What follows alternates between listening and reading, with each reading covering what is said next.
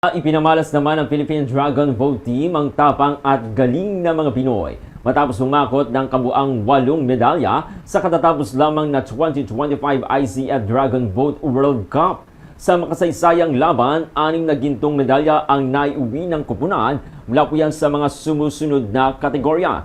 10-seater open for 2,000 meters, mixed 200 meter, mixed for 500 meter, 8-seater for mixed 2,000 meter, 8-seater mixed for 500 meter, 8-seater for mixed 200 meter.